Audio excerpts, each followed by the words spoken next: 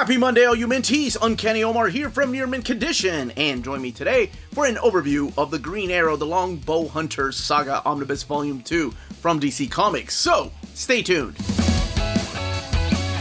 And welcome back, everybody. So, last week of the year, we finally got Green Arrow, the Longbow Hunter Saga Omnibus Volume 2. A book that had been delayed, and a lot of us didn't think was going to even come, but hey, here we go. 2021, the 80th anniversary of the Emerald Archer, and we got this book the last week of the year. Honestly, this is the only omnibus we got with Ollie on it, so praise the Arrow gods that we actually wrapped up Mike Grell's phenomenal run on Green Arrow with this omnibus. So, they did take a different approach with the design of Volume 2. I got Volume 1 over here, and we'll do a little comparison. Volume 1 had this image going across the front and the back and the spines, whereas Volume 2 seems like it's just a pretty simple design. You have Mike Grell's Ollie right there. You have Green Arrow, the Longbow Hunter Saga Omnibus Volume 2, Mike Grell, DC Black Label. What? I know the first volume was Black Label, and it just never ceases to amaze me that... What? I do like this, though, the green bar right here that goes across the spine and then the back of the book. I like that. Gives it a really unique look. It makes it stand out. Now, it seems like they just went and did their own thing with this one, and maybe it might have been a different team designing the dust jacket for this book, because with Volume 1... like I said, I really love this image of Mike Grell using Ollie and Shadow right here. But the spine is just, I don't know, arms and... what? And the spine with Volume 2 looks like this. So together, they might be the same book. Volume 1 and Volume 2 of the same book. I love that image. And then the back of Volume 1. So, interesting design. Under the dust jacket of Volumes 1 and... 2. So again, you have images from Mike Grell, and this is what the spines look like. You have Green Arrow, Longbow Hunter Saga, Omnibus 1, and Omnibus 2 up here. Ollie's face right there in that Grell design. Then you have Shadow and Black Canary over here. But I did want to point out the differences in both of the Omnis, mainly the dust jackets. Not a deal breaker, obviously, for a lot of us. But some people like to have custom dust jackets made. They like to keep a uniform look to their books. Anyway, just wanted to make sure you were aware of that difference. So let's go ahead and get this big, thicker than a Snicker bad boy open. And look at the artwork, talk about some of the stories in here. And then see what's still canon or not, because I know some things have been retconned with different universes, but also talk about the importance of this wonderful run. Alright, let's go back to a simpler time. A simpler, violent time in Seattle. But I think this one kicks off with the annual number 4. Here is your table of contents. You have a foreword by Dan Jurgens, who was one of the artists. I don't think he does any art in here. And then you have a foreword by Rick Hoberg, who is the primary artist on here, besides Mike Grell. Mike Grell supplying some of the layouts in here. I don't think, outside of maybe the 80th anniversary little story, you're not going to see much Mike Grell full-blown art, whether it's pencils and colors. And here is Rick Hoberg's introduction, talking about how Mike Grell picked him to be the artist on this title, and some behind-the-scenes stuff, as well as Dan Jurgens. So kicking it off with annual number 4 from 1991. Here is one of my favorite stories when I was younger, because I just love when characters are taken out of their element. This is where Dinah, Black Canary, travels back in time to become the role of Maid Marian. And of course, who plays the role of Robin Hood in Sherwood Forest? It's this guy right here, Ollie. Now, here's something I'm going to say. This book reads a lot different when I'm the same age as Ollie when the Longbow Hunter saga started. Actually, I'm a year older than Ollie was. So the reason that Longbow Hunters is such a admired and respected story is because DC decided to give the reins of Green Arrow to Mike Grell. And Mike Grell decided to take out all the hokey things that made people just think that Green Arrow is nothing but a poor man's Batman and give him his own stories. Got rid of all the gimmicky arrows. As a matter of fact, he's not called Green Arrow throughout the run of Mike Grell's Green Arrow. He's just known as Ollie. And it's a lot of street-level crimes. We're talking about prostitution, drug rings, murders, gangs. Like, all the things that were going around in the headlines is what Mike Grell was using to tell stories. And a lot of people got pissed off. They were mad that these stories were so violent. And his response was always like, hey, I'm just borrowing from the headlines. There's nothing unique. Yes, there's a lot of twists and turns in this, but there's nothing in there that you're going to read that you haven't already seen in headlines.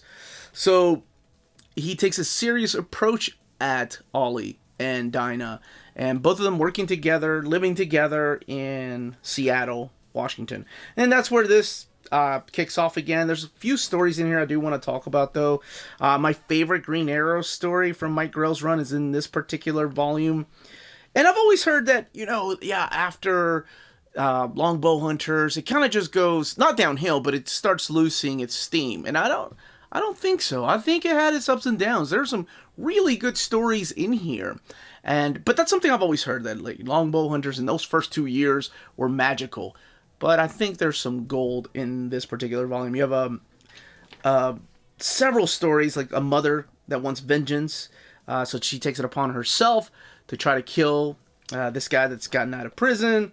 There's copycat killers. And let me get to my favorite story here. Oh, and as I head there, I need to talk about what's collected in here. Sorry, I was jumping the gun a little bit.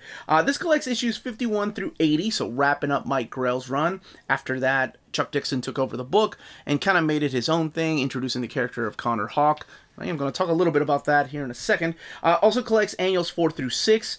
The Who's Who, number 14, just the little part of Ollie and Dinah. The Brave and the Bold, 1 through 6, so it's the new series of Brave and the Bold in the late 80s, early 90s.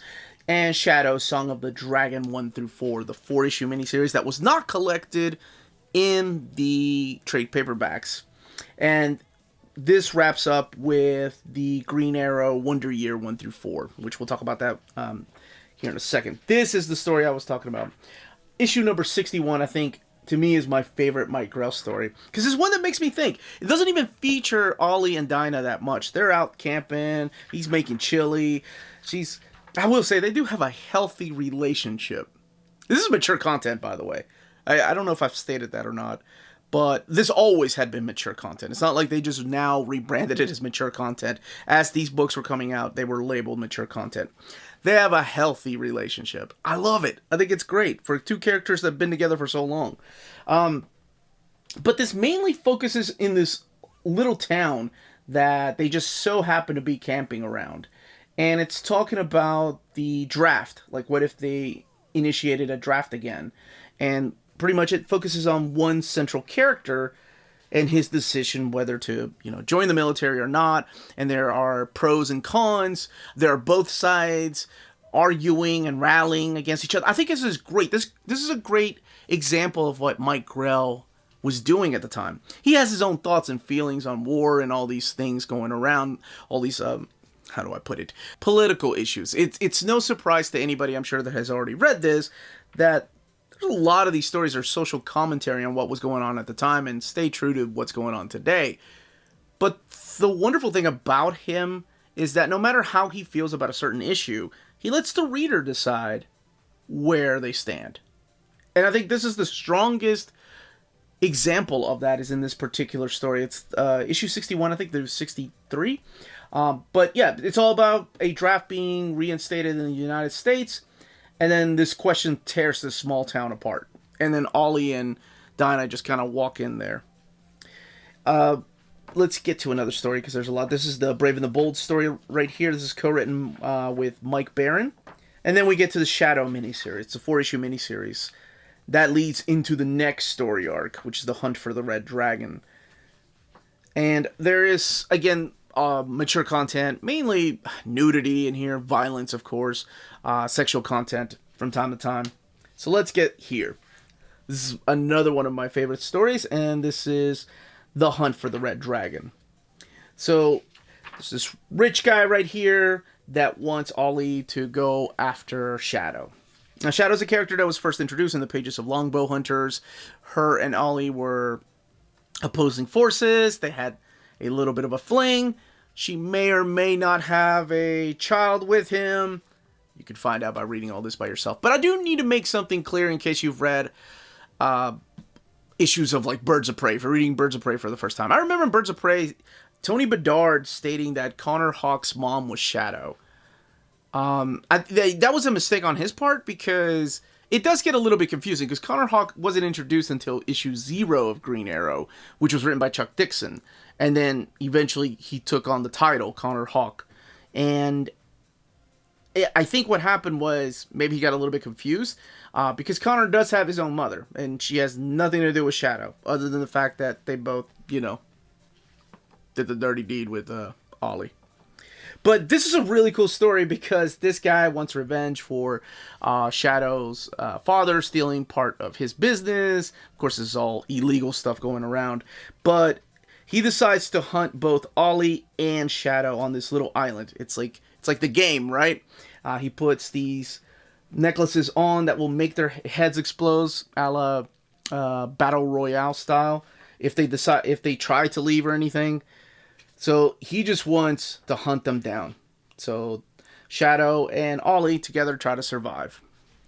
There is a wonderful moment here in issue 75 that I'm not going to spoil for anybody, but it shows the true character of Oliver Queen and how he really is, unfortunately, because as much as we love to look up to the guy, man could just not settle down. He is, I think, by this time, 47 years old towards issue 75, and he's talking about settling down with Dinah, and then he goofs up. A lot of us make mistakes. I'm not judging the man. I'm just saying, damn, no matter what writer takes on the book, we always see Ollie messing up like that. Shows his true human side. And then, of course, that was issue 80. That wraps up Mike Grell's run. We have an Elseworld annual here, which is, I think this is part of the Bloodlines annual that introduces new characters. All right. Then we get to the Wonder Year. And the Wonder Year serves for the pure purpose of redoing the origin of Oliver Queen. We got some of it in Longbow Hunters with his flashback, but now we have Mike Grell doing the layouts of this, by the way, and then Gray Morrow doing the finishes. Doing the complete origin story. Think Batman Year 1. That's what this is. This is like Batman Year 1. However, with the New 52, a lot of it has been modernized, and some of it has been retconned. And you needed to, because, you have Oliver Queen, who was inspired by Howard Hill, who was a stunt double of Errol Flynn, and he kind of trained him. That would kind of be impossible to do because, well, time moves a lot different in the real world than it does in comics. So you have to modernize his origin story a little bit. Vietnam War, you have to show his age now. There's no way that Ollie would be 40 years old and have fought in the Vietnam War in 2020. That's just impossible. So I get it why they had to do it. But I really like this. It's simple, to the point, and it's Mike Grell, doing his year 1 take on Ollie. All the way in the back is the 80th anniversary, and it's just Mike Grell's story right here. So he did the illustrations, not the colors, but he did mainly the illustrations in here. And it's just a short little story. Had to skip some pages there, but you have this great afterword by not only Mike Grell, but also Mike Gold, the editor, to kind of put all this together. And then here's the who's who. Some ads for Longbow Hunters. More of the who's who. Covers by Mike Grell where Ollie appeared. Like this Eclipso, the Darkness Within crossover. So all of this is the post-Crisis on Infinite Earths Ollie story. So this goes from 1987 to 1992, I think, is when he ended up leaving the book. And like I said, Chuck Dixon took over. And here's the Longbow Hunters Omnibus Volume 2 case cover. Interesting. This is the case cover to Volume 1, so they put that in there in case you don't have Volume 1. The other thing I was going to say is that in here, in this particular book, if you're not used to heroes using excessive force, like killing villains, This may come to a surprise to you, because yeah, he does all he does not care. I mean, yes, he crosses the line a few times, but I was gonna say he doesn't care if he has to end somebody to just put a stop to all the crimes, and I think that's what separates him, of course, from Batman. Interesting enough that these covers right here, these variant covers, has him with the little mask, because he never wears a mask throughout all of this. He's just Oliver Queen throughout all of this. Now, something, as I'm flipping through here, probably wondering, wait, where are all his supporting cast that I'm used to from the show Arrow? Where are all the villains? I will say some of the supporting cast does show up in here. One of them was a big surprise, and I'll let you find out who that is. But this is really Mike Grell's own thing. You don't see him, teaming up with big characters like Superman and Batman or Wonder Woman to go solve a crime. He kind of rolls solo, and it's just him and Black Canary. That's mainly what you're going to find in here. There is a lot of the variant covers in this particular volume.